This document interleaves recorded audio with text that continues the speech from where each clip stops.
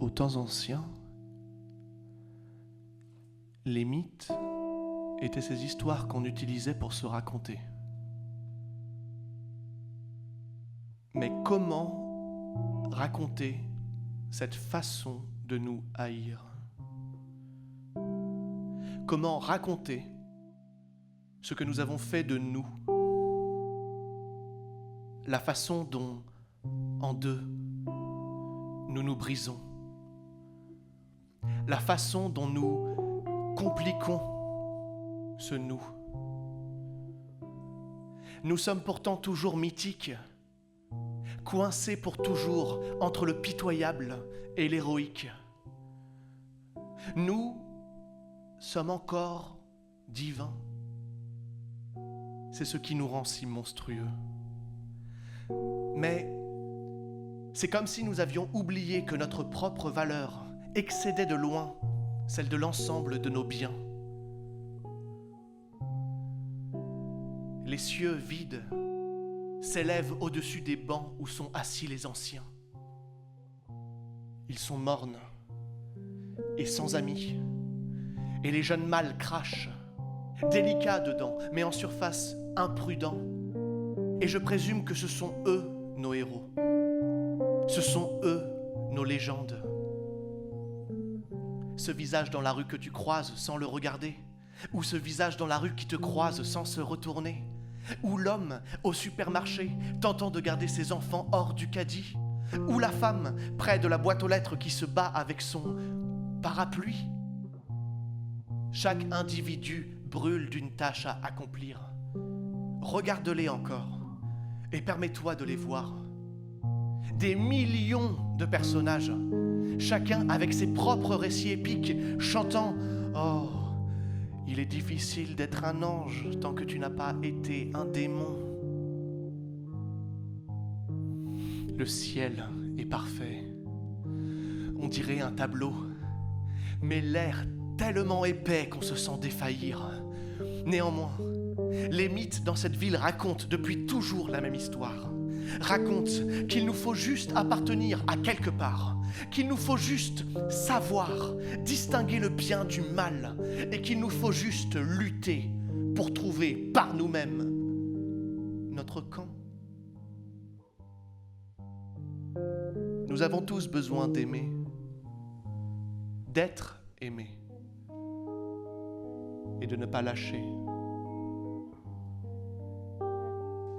Il n'y a peut-être pas de monstre à tuer, ni plus aucune dent de dragon à semer. Mais ce qui reste, c'est l'écoulement de la pluie le long des gouttières. Ce qui reste, ce sont les murmures des cinglés. Ce que nous avons ici est une toute nouvelle palette de mythes. La parabole de ton pote qui aurait pu tout faire mais qui a fini junkie. Ou la parabole du père prodigue revenu après tant d'années d'errance. Notre morale s'apprend toujours par l'expérience, acquise dans ces villes, dans toute leur rage et leur ennui. Oui, nos couleurs sont passées et grises, mais nos batailles se jouent malgré tout et nous sommes toujours mythiques. Appelez-nous par nos noms. Nous sommes parfaits de nos imperfections. Nous devons garder espoir, nous devons rester patients, car lorsqu'ils déterreront le jour présent, ils nous trouveront nous, les nouveaux anciens. Les dieux sont tous là, car les dieux sont en nous. Les dieux sont au PMU, les dieux sont au café, les dieux sont au bureau, les dieux font des pauses clopes là derrière. Les dieux sont en rave à 2 cachets de profondeur dans la danse. Les dieux sont chez le médecin, ils ont besoin d'un petit truc contre le stress. Les dieux baisent dans les chiottes sans capote. Les dieux sont au supermarché, les dieux sont dans l'allée en train de rire. Les dieux sont nés, ils vivent un temps, et puis ils vont mourir.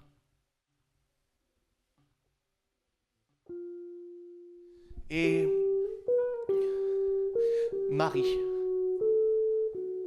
nouvelle Médée, est assise à la caisse, bipant chaque objet, Au plus profond de la nuit, elle a trouvé le courage de s'en aller. Mais maintenant, dans la froide lumière du matin, elle se sent plus fragile et effrayée. Elle se demande « Mais comment vais-je empêcher Clive de traîner ?»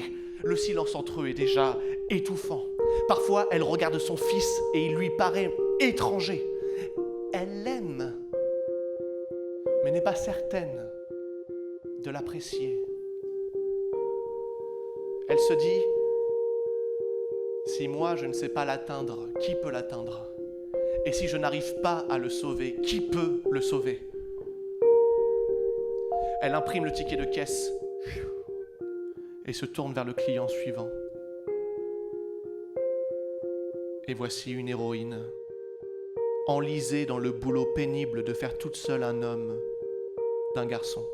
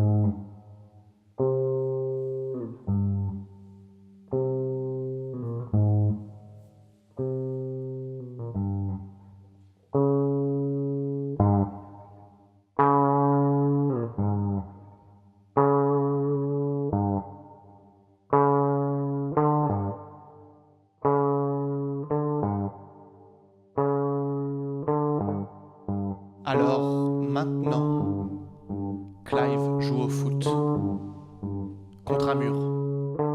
Il s'ennuie, il est énervé.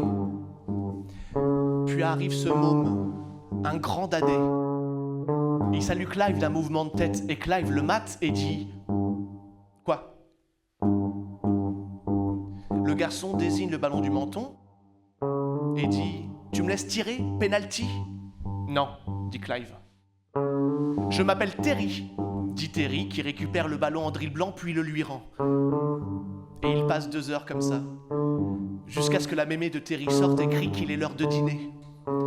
Terry dit à Clive « Je dois rentrer, mais tu peux venir chez moi si t'as faim. » Clive lui jette un regard comme s'il venait d'une autre planète, ramasse son ballon et dit « Ok, cool. » Et c'était plié.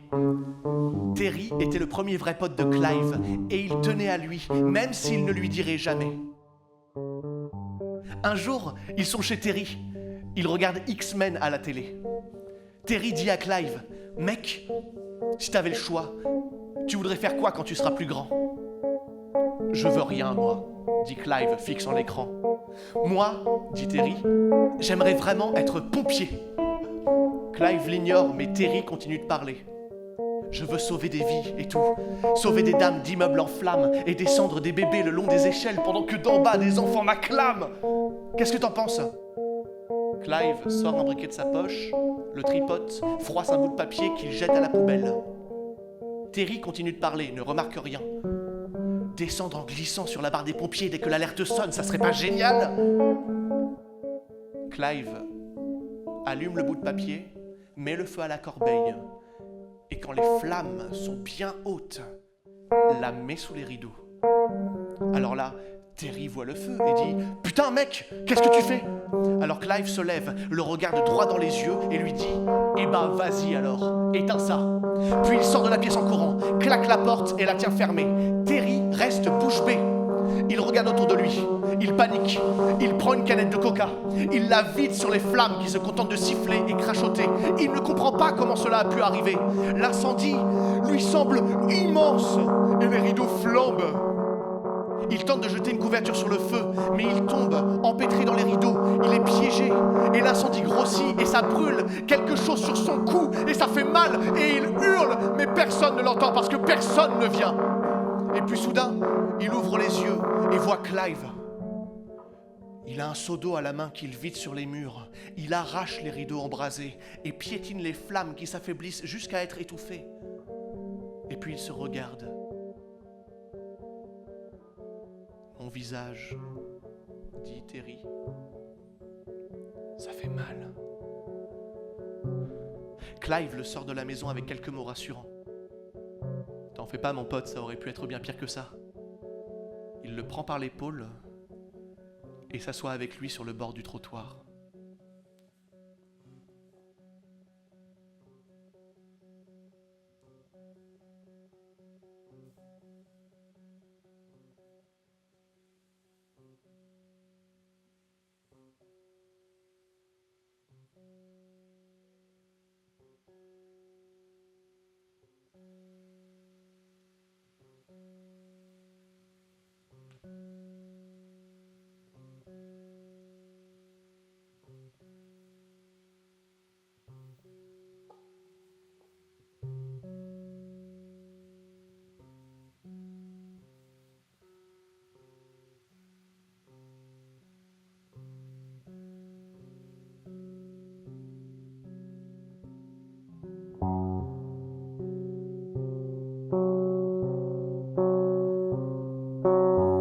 Les dieux se réveillent et tendent la main vers leurs partenaires. Les dieux élèvent des enfants qui font des doctorats ou des masters. Les dieux voient un kiné, apprennent après une chute à remarcher. Les dieux sont malheureux, ne savent pas qui appeler. Les dieux sont prostrés par terre, se sentent lointains et sans valeur. Les dieux ont oublié qu'ils sont des dieux, qu'ils sont parfaits. Un dieu devient un dieu quand il a le courage d'aimer. Un dieu, quoi qu'il fasse, reste Dieu à jamais.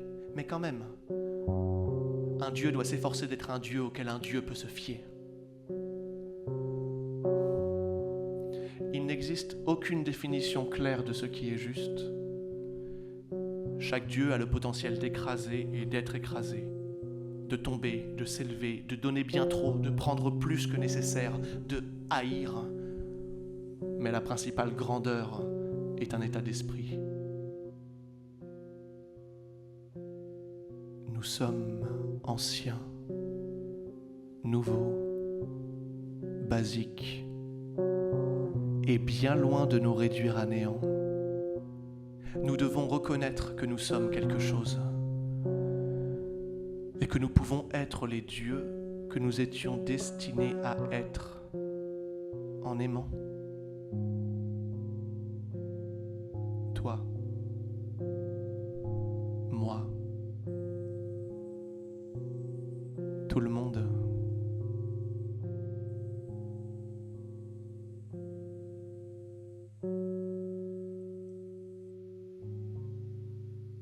Nouveaux anciens.